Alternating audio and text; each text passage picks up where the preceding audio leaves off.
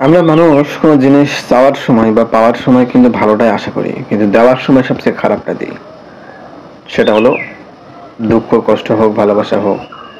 কারণ প্রতিটা মানুষ কিন্তু ভালোবাসা এবং সুখ শান্তি চায়, তাই না? কিন্তু দেওয়ার সময় প্রতিটা মানুষই কিন্তু মানুষকে দুঃখ, কষ্ট এবং রাগ এবং অহংকার দিচ্ছে। কথাটা বুঝতে পেরেছেন?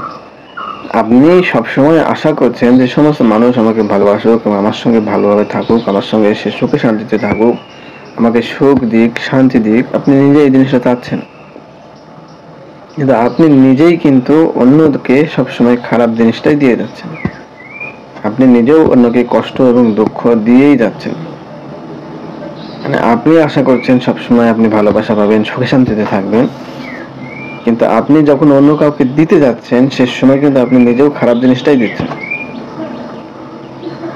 নবী করিম সাল্লাল্লাহু আলাইহি ওয়াসাল্লাম কিন্তু বলেছে যে যে জিনিস নিজের জন্য ভালো মনে করো সেই জিনিস অপরের জন্যও তুমি ভালো মনে করো। মানে নিজের জন্য যে জিনিসটা আপনি সুন্দর মনে করবেন সেটা অপরের জন্য সুন্দর মনে করেন। আপনি নিজে ভালো জিনিসটা বেছে নিচ্ছেন, কিন্তু অপরের জন্য আপনি খারাপটাই দিচ্ছেন।